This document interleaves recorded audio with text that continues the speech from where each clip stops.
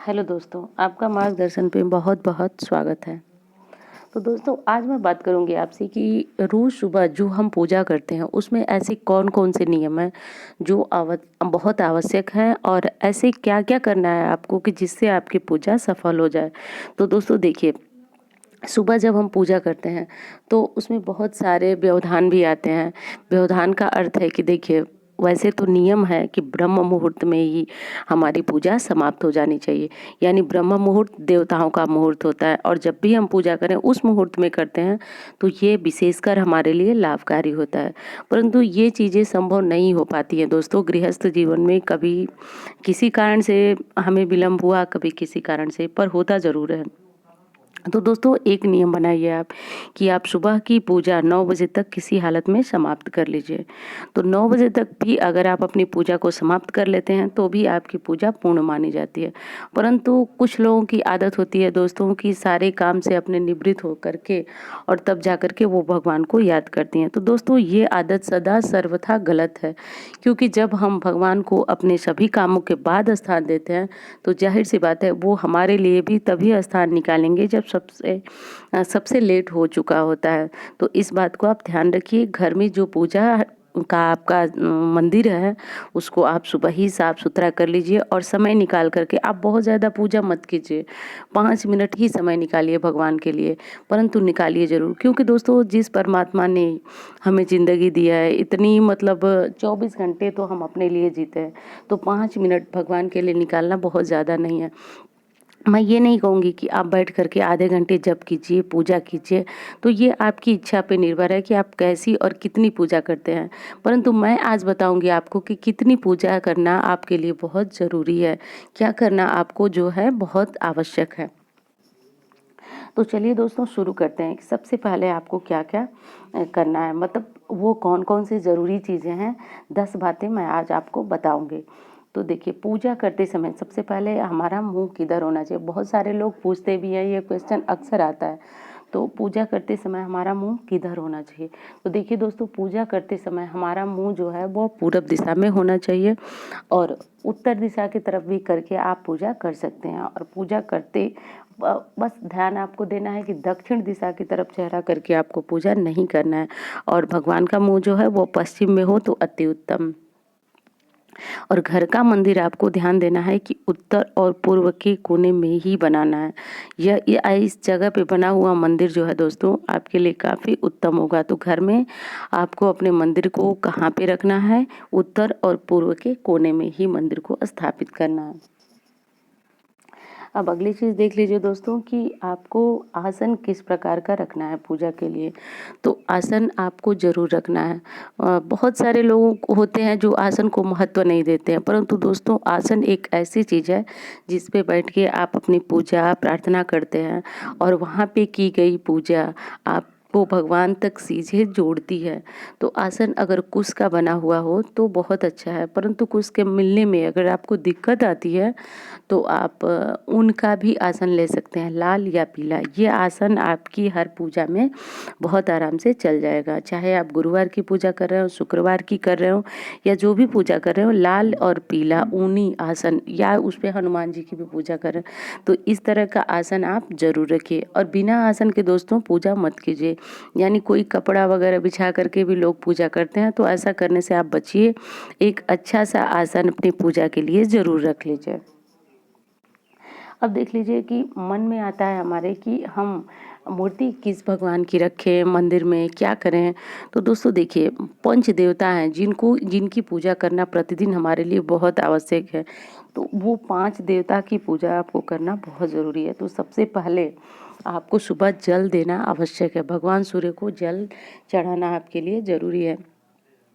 देखिए, जल चढ़ाने से हमारी बहुत सारी परेशानियाँ दूर भी हो जाती हैं। तो अब इसीलिए मैंने बताया आपको कि 9 बजे तक पूजा कर लीजिए, क्योंकि दोस्तों जब आप सूर्य भगवान की पूजा 11 बजे, 10 बजे, 12 बजे ऐसे करते हैं, तो वो आपके लिए उतनी लाभकारी नहीं रह जाती है।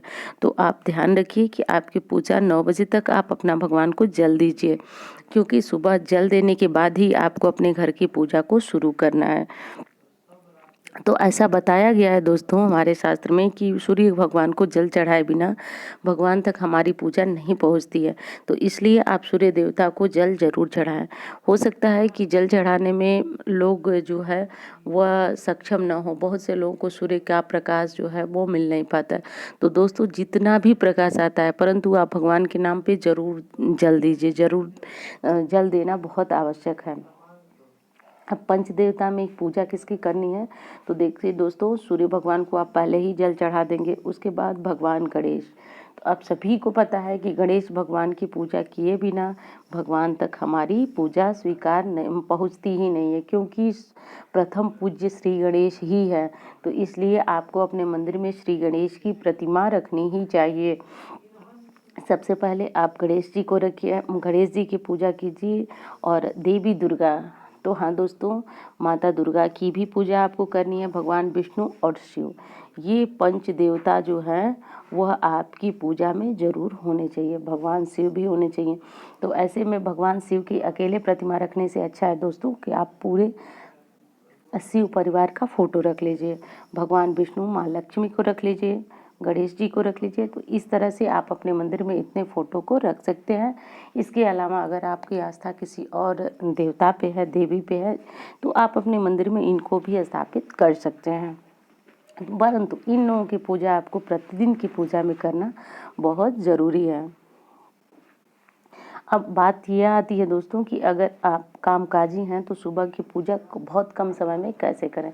तो देखिए दोस्तों, ये चीज़ें ख़ास तौर से महिलाओं पे लागू होती हैं। वो सुबह की पूजा में, और मतलब जब उन्हें कहीं बाहर जाना होता है तो उनके सामने मतलब बहुत सारी समस्याएं आती है। पूरे घर को भी मेंटेन रखना है और अपने पूजा पाठ और अपने ऊपर भी ध्यान देना है। तो ऐसे में क्या होता है कि वो पूजा करती तो हैं, परंतु वो काफ़ी अपने समय को लेकर के और परेशान हो जाती हैं। तो दोस्तों देखिए, ये समझ लीजिए कि भगवान, तब मुझे तो लगता है मैं हर वीडियो में ये चीज़ें आपको बताती हूँ कि भगवान श्रद्धा और प्रेम को समझते हैं। तो आप सिर्फ बहुत थोड़ा सा समय निकालिए और भगवान के मंदिर में जाइए। और मंदिर में जाने के बाद आपको क्या करना है कि वहाँ पे जो आप फूल वूल चढ़ाए हैं उसको हटा दीजिए और बस भगवान को स्नान करा दीजिए। स्नान करने के लिए, कराने के लिए विधि आपको पता ही होगी। भगवान को स्नान करा दीजिए और उन्हें भोग चढ़ा दीजिए, एक दीपक लगा दीजिए। बस इतना करके दोस्तों, और आप आंख बंद करके भगवान के सामने 2 मिनट तक जो आपके मन में है वो बातें उनसे बोलिए, अपनी बातें उनसे शेयर कीजिए। तो यही हो गई आपकी पूजा और प्रार्थना। उसके बाद जब आप शाम को अपने काम से आती हैं वापस, तो आप जो भी जप कर रही हों, निश्चित है कि हर व्यक्ति जो है वह कोई न कोई जप को उठाया हुआ है या कोई उसकी विशेष पूजा है या कोई कुछ पढ़ता होगा। तो अगर आप सुबह की पूजा में नहीं पढ़ पाते हैं तो ऐसी मतलब कोई दोष नहीं लगेगा आपको। सुबह में बस भगवान की इतनी पूजा मंदिर में कर दीजिए कि एक दीपक जला दीजिए, भोग लगा दीजिए और स्नान करा दीजिए। उसके बाद आप अपने काम पे जाइए। शाम को आप आराम से आकर के अपना जप कीजिए और पूजा कीजिए। तो बहुत उसके बाद आरती कीजिए। तो दोस्तों इस तरह से आपकी पूजा बहुत आराम से हो जाएगी, आपका जप बहुत आराम से हो जाएगा और सुबह में आपको कोई हड़बड़ी नहीं होगी, कोई दिक्कत नहीं होगी। तो बस इतनी चीज़ें जो मैं बताई हूँ, जल चढ़ाना, भगवान को स्नान चढ़ा करा देना, भोग लगा देना और मंदिर में जो फूल वगैरह है उन्हें हटा देना, इतना करके आपकी सुबह की पूजा समाप्त हो जाएगी। तो अगली चीज़ है कि सूर्य भगवान को जल आप अवश्य दें। जल देने के लिए आपको दोस्तों तांबे का बर्तन लेना बहुत उचित रहेगा। उसमें थोड़ा सा अक्षत, थोड़ा लाल फूल और रोली जो आती है वो लाल वाली, वो डाल दीजिए और इस तरह से आप सूर्य भगवान को जल दे दीजिए। तो दोस्तों बिना जल दिए तो आपकी पूजा भी पूर्ण नहीं होती है। और दूसरी बात यह है कि सूर्य भगवान को जल देने से आपकी कीर्ति फैलती है, आपका यश फैलता है। और दूसरी चीज़ है कि अगर आप अपनी बात को रखने में माहिर नहीं हैं, यानी जब आप वो किसी से कोई बात कहते हैं और वो आपकी बात को सुनता नहीं है, समझता नहीं है, महत्व नहीं देता है, तो ऐसे में आपको सूर्य भगवान को जल देना और अधिक ज़रूरी हो जाता है। तो इससे सामने वाला व्यक्ति जो है अब वो आपकी बातों को समझेगा, आपकी बातों को महत्व देगा। अब अगली चीज़ देख लीजिए कि पूजा में जो भी आप बर्तन इस्तेमाल करते हैं दोस्तों, अपने मंदिर में रखते हैं, तो वो आपका तांबा का होना चाहिए, पीतल का होना चाहिए या चांदी का होना चाहिए। क्योंकि दोस्तों ये बर्तन स्टील के आप मत रखिए। मैं ये नहीं कह रही हूँ कि आप एक साथ सारे बर्तन बदल दीजिए, एक साथ नहीं, आप धीरे-धीरे करके जैसे दिवाली या धनतेरस की जो खरीदारी करते हैं उसमें कुछ छोटा-छोटा भगवान के लिए भी खरीदते रहेंगे, तो इस तरह से आपके सारे बर्तन जो पूजा वाले हैं वो पीतल, तांबा या चांदी के हो जाए। अगर चांदी के ना रख सके तो कोई परेशानी नहीं है, आप तांबा के रखिए और पीतल के रखिए, क्योंकि दोस्तों स्टील के बर्तन से पूजा करना शास्त्रों अनुसार उचित नहीं माना जाता है। तो इस बात को आप ध्यान रखिए कि आप अपने पूजा के बर्तन को तांबा, पीतल इस तरह से कर दीजिए। और भगवान को भोग लगाने के लिए अगर आपके पास सामर्थ्य हो तो चांदी की कटोरी रखें तो अच्छा है, और ना हो तो कोई परेशानी नहीं है। अब देख लीजिए कि पूजा में सबसे जो आप जल दे दिए, भगवान गणेश की पूजा कर दिए, ये सारी पूजा आप कर दिए। दोस्तों एक दीपक जलाना ज़रूरी है। दीपक जलाना, कई लोगों के मन में सवाल उठता है कि सुबह में दीपक जलाएं या नहीं, तो दोस्तों मैं कहूँगी जलाना ज़रूरी है, क्योंकि दीपक एक अग्नि, एक साक्षी है। अग्नि हमारी और भगवान के बीच की पूजा की, जो हम भगवान की पूजा करते हैं उसकी साक्षी है अग्नि। तो जब भी आप सुबह में पूजा करें, चाहे छोटी पूजा हो बड़ी हो, आप उसमें दीपक ज़रूर जलाएं। दीपक इसीलिए ज़रूरी है दोस्तों कि वो हमारी पूजा का साक्ष्य है, प्रमाण है, तो दीपक इसलिए ज़रूर लगाएं। अगली चीज़ है कि जो आप जप करते हैं अपने घर में, अपने घर के मंदिर में, तो जप करने के लिए आप हर जप का एक नियम होता है कि आपको किस माला से किस चीज़ का जप करना है। परंतु जप करते समय दोस्तों अधिकांशतः लोग एक गलती करते हैं कि अपनी जप की माला का स्पर्श जो है वह छोटी वाली अंगुली, जिसको संस्कृत में कनिष्ठा बोलते हैं और साधारण बोलचाल की भाषा में जिसको कानी उंगली बोलते हैं, तो उससे आप स्पर्श न होने दीजिए दोस्तों। वो और बीच की उंगली, ये दोनों उंगलियां जो दो होती हैं दोस्तों, वो अपवित्र मानी जाती हैं। तो इन उंगली से जब भी आप जप करें, वह अनामिका और अंगूठा, अपने अंगूठे से और अनामिका उंगली से ही जप करें, और इन दोनों उंगलियों से आप अपनी जप की माला को स्पर्श न होने दें। इससे स्पर्श होते ही दोस्तों आपका जप जो है वो खंडित हो जाता है। आप चाहे जिस किसी भी देवता का जप कर रहे हो वो तुरंत खंडित हो जाता है। तो जप करते समय आपको इस बात को ध्यान देना होगा। जो लोग बहुत ज़्यादा टाइम से जप कर रहे होंगे दोस्तों, उनको पता होगा और उनको अभ्यास भी हो गया होगा कि जब करते टाइम उनकी उंगलियों के पोजीशन कहाँ पे होना चाहिए। परंतु कुछ जो लोग नए होंगे उन्हें थोड़ा सा अभ्यास की ज़रूरत है, परंतु हो ज़रूर जाएगा। अक्सर देखा जाता है दोस्तों, लोग बोलते हैं कि मैं बहुत टाइम से इस मंत्र का जप कर रहा हूँ, मेरा मंत्र जो है फलीभूत नहीं हो रहा है। तो देख लीजिए आप कहीं आपके साथ भी तो ये गलतियाँ नहीं हो रही हों, क्योंकि जप की माला का उन दोनों उंगलियों से स्पर्श होना अपवित्र कर देता है और आपका जप भी खंडित हो जाता है। तो इन बातों का आपको ध्यान रखना है। तो देखिए, अब अगली चीज़ देख लीजिए कि जो तुलसी पत्ता है वह बिना चढ़ाए भगवान विष्णु और हनुमान जी ये भोग को स्वीकार नहीं करते हैं। चाहे आप कितना भी अच्छा भोग हो, भगवान का सुंदरकांड कर रहे हैं या जो भी पूजा हनुमान जी का व्रत कर रहे हैं, तो उनको जब भोग चढ़ाएं तो उसमें तुलसी का पत्ता जरूर डाल लें। तुलसी का पत्ता डाल करके ही तभी भगवान विष्णु को, हनुमान जी को भोग लगाएं, क्योंकि दोस्तों ये बिना पत्ता डाले भगवान आपके भोग को स्वीकार नहीं करते हैं। तो इस तरह से कर दीजिए।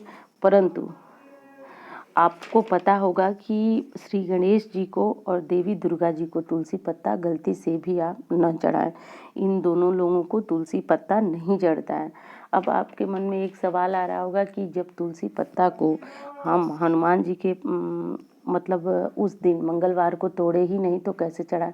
तो ये कई वीडियो में बताई हूँ, फिर आपको कह रही हूँ कि आप तुलसी पत्ता को पहले तोड़ के रख लीजिए। ये 11 दिनों तक बासी नहीं होता है। आप इसको गंगा जल छिड़क करके और पूजा में अपने चढ़ा सकते हैं। अब सब कुछ करने के बाद, पूरी पूजा समाप्त होने के बाद आपको आरती अवश्य करना है, इस बात का ध्यान रखिए।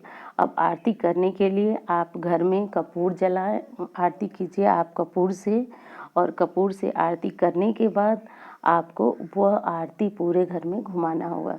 तो दोस्तों कपूर जलाना घर में अगर साइंस के हिसाब से माने तो भी काफ़ी अच्छा होता है, और आध्यात्म के हिसाब से माने तो कपूर जो है वो जिस थाली में या जिस धूपदानी में जैसे भी आप आरती करते हैं उसी को लेकर के आप अपने पूरे घर में कपूर घुमा दीजिए। कपूर घुमाने से दोस्तों आपका पूरा घर जो है सुगंधित हो जाता है और भगवान की कृपा आपके पूरे घर में बनी रहती है। जिस प्रकार पूजा करने के बाद आप प्रसाद अपने पूरे घर में बांटते हैं परिवार के सदस्यों में, उसी तरह आप सुबह की पूजा में आरती ज़रूर दीजिए और आप आरती को पूरे घर में घुमाइए। इससे आपके घर का वातावरण भी अच्छा हो जाएगा। और दूसरी चीज़ है कि अगर घर में किसी सदस्य में मनमुटाव है, कलह है, तो धीरे धीरे इस तरीके से आपको आरती घुमाने से ये सारी चीज़ें जो हैं वह दूर हो जाती हैं।